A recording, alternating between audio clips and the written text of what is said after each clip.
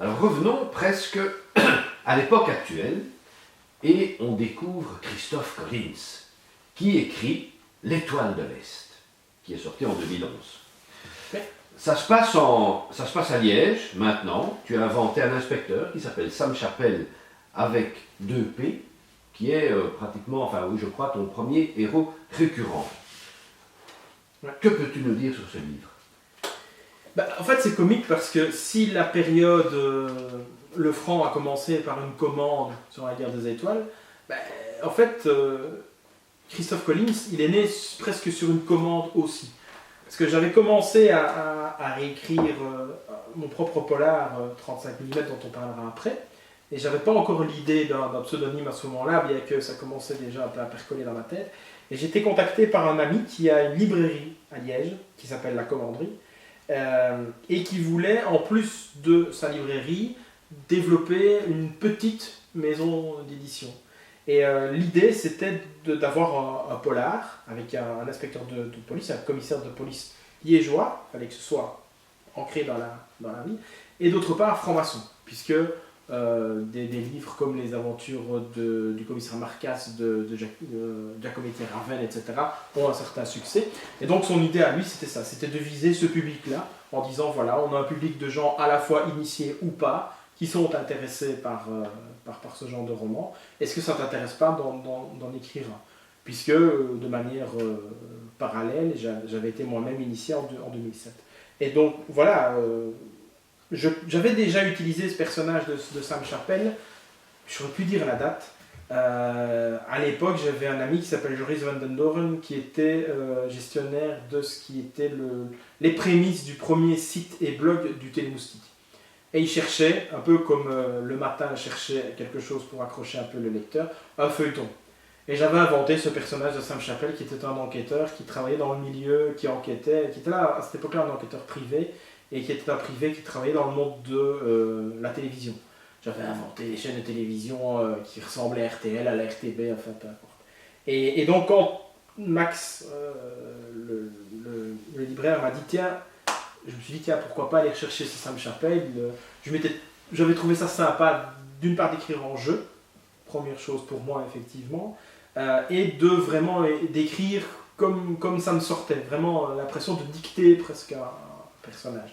Et voilà, et j'ai bâti l'intrigue autour de cette idée de l'Étoile de l'Est, la Western Star, qui est le nom d'un atelier, je pense, féminin aux États-Unis.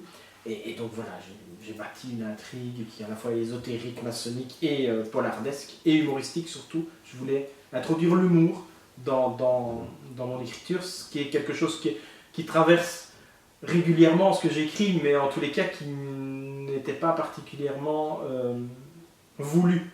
Voilà, j'ai toujours un regard un peu décalé sur le monde, mais là j'avais vraiment envie que le personnage soit drôle, et des répliques que j'espère en tous les cas drôles, et un peu décalées, sans faire de comparaison, parce que je n'oserais jamais me comparer, mais comme San Antonio a pu le faire, ou bien Laurent Chalumeau, que j'adore, qui écrit des polars un peu décalés comme ça aussi. Je conseille de lire Maurice le Siffleur, à toutes et à tous, c'est vraiment un excellent polar de Laurent Chalumeau.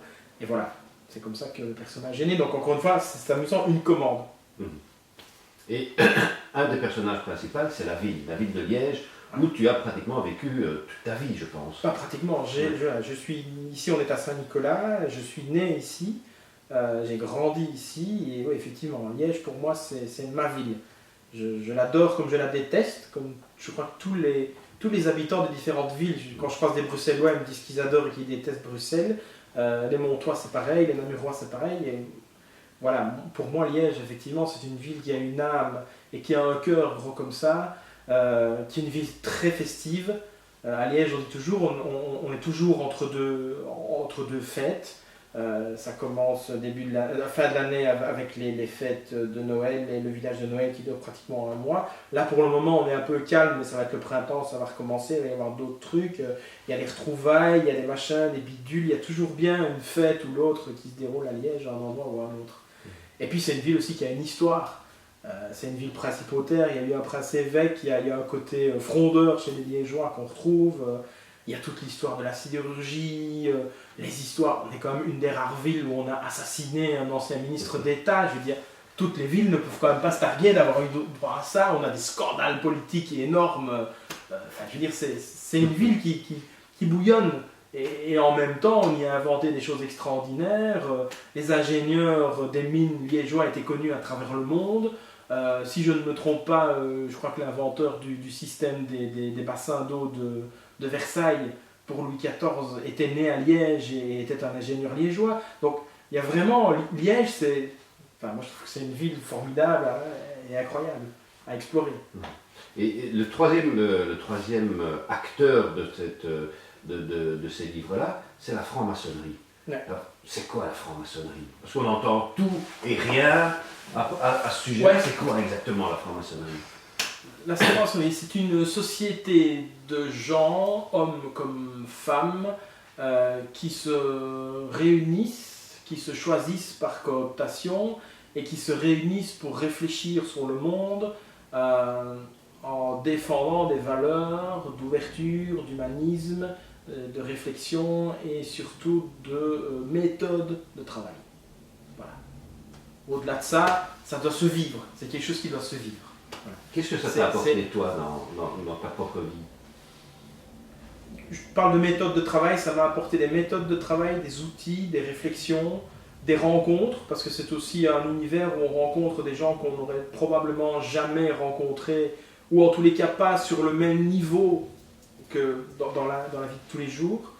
À l'inverse, je parlais tout à l'heure de parfois se sentir, tu disais, bridé ou des choses comme ça. Les réflexions que je peux mener lors des rencontres ou en rencontrant des gens, etc., ça a peut-être parfois tendance à enlever une partie de la naïveté qu'on peut avoir par rapport au monde. Alors pas selon les idées parfois que certains ont de grands complots et de ça ne sert à rien de réfléchir parce qu'il y a des gens qui manipulent. Non, c'est simplement avoir bien conscience qu'on vit dans une espèce d'univers assez chaotique où tout peut arriver, donc effectivement tout peut arriver en positif comme en négatif, et prendre conscience parfois de sa propre humanité, du côté fini de ce qu'on va vivre. Et parfois, il y a des jours où on se dit, puisque ça va finir, allons-y, faisons des trucs. Et puis à d'autres moments, on se dit, puisque ça va finir, est-ce que ça vaut vraiment la peine? Et ça, c'est tout un travail d'équilibrage. Et ça, on en parle aussi pas mal. Mais voilà. Voilà. C'est plutôt ça. Tu as écrit une suite à ce roman qui s'appelle L'équerre et la croix, qui est sorti en 2012. Ouais. Et on propose donc de retrouver Sam Chappell dans une seconde aventure. Après l'Étoile de l'Est, il doit élucider le meurtre d'un prêtre, attaché nu à une table, avec une croix dans le postérieur, pour rester gentil. Et ce qui ressemble à une morsure de vampire. Alors, comment est-ce que le public a finalement accueilli ce personnage de Sam Chappell? Je dois dire que l'Étoile de l'Est, c'est plutôt bien vendu, aussi bien dans les milieux pour lesquels il était dessiné qu'à l'extérieur. Parce que le libraire éditeur a vraiment bien fait son travail, bien fait sa promo. Et je pense que c'est un personnage qui a touché un certain public en tous les cas. Maintenant, où j'ai beaucoup souri, c'est que c'est un personnage qui a été, pour des gens qui m'étaient relativement proches, qui m'a été très très fort associé. Où on avait parfois l'impression que c'était moi qui parlais.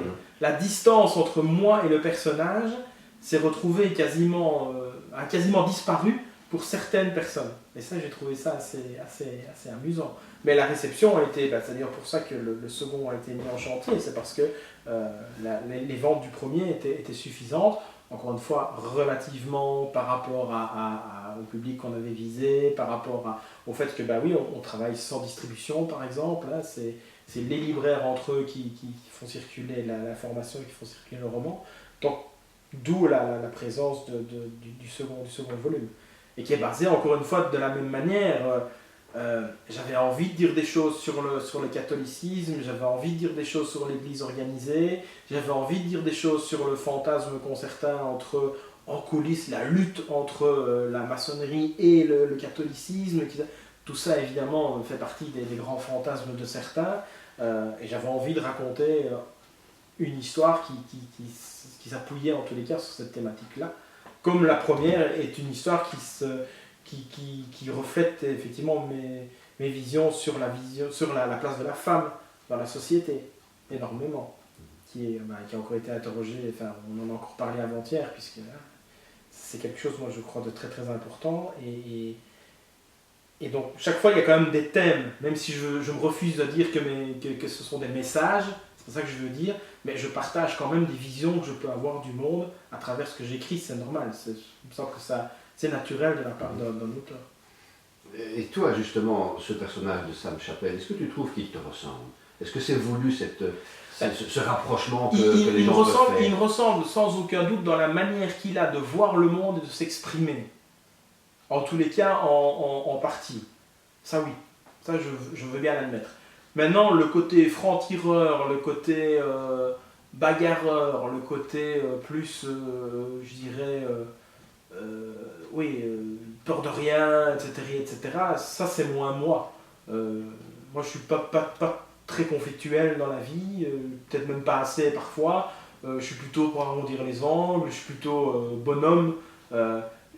Il a les aspérités que moi je n'ai pas. Voilà, que je n'ose pas avoir, ça c'est une autre manière de le voir, mais il me ressemble dans sa manière effectivement de voir le monde, et parfois les choses que lui exprime à haute voix, c'est des choses que moi j'exprime dans ma tête, mais que pour des raisons, et c'est logique, tout le monde fait ça, pour des raisons sociales, pour des raisons économiques, pour des raisons de simple politesse, tu ne vas pas t'exprimer comme ça, tu ne vas pas prendre les gens de front, enfin, il y a un minimum de respect à avoir par rapport au fonctionnement de la société. Et il n'y a jamais eu l'intention de faire des films de tes livres. Ça pourrait très bien se faire à Liège.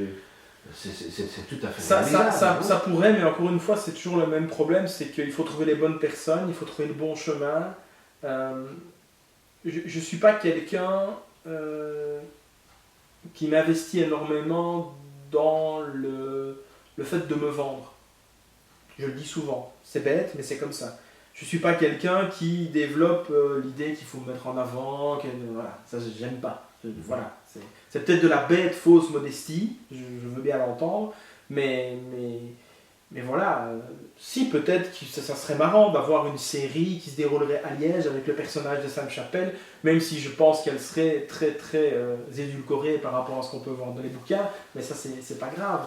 Mais là encore, il faut mettre ça entre les mains des bonnes personnes, parce que je reste convaincu que quelle que soit la qualité du produit, de la BD, du livre, quelle que soit la qualité intrinsèque de la chose, si elle n'est pas en contact avec la bonne personne, c'est pour ça qu'on a parfois des bouquins, parce qu'on a l'expression de merde, qui sont publiés, comme il y a parfois de très très bons manuscrits qui vont être diffusés à 30 exemplaires et puis qui vont mourir de leur belle mort, parce qu'ils n'ont pas rencontré la bonne personne qui fera le lien avec le public.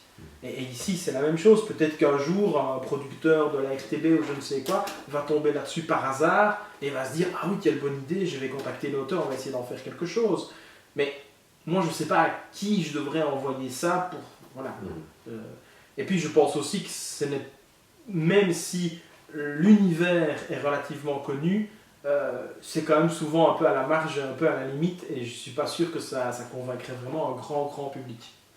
Voilà, je crois que ce dont rêvent beaucoup de producteurs aujourd'hui, ici comme ailleurs, c'est les trucs qui sont déjà vendus avant d'être vendus, comme je dis moi. Et c'est pas toujours facile quand on n'est pas connu, quand c'est un personnage qui est à construire. Voilà.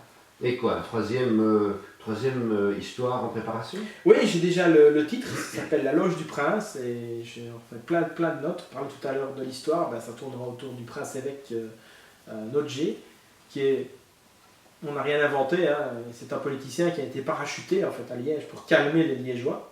De quoi ça existait déjà. Aujourd'hui, on parachute des hommes politiques d'une commune à l'autre. Là, Nodje, il a été parachuté à Liège pour essayer d'un peu calmer les Liégeois qui étaient déjà à l'époque, au Moyen-Âge, des grands nerveux.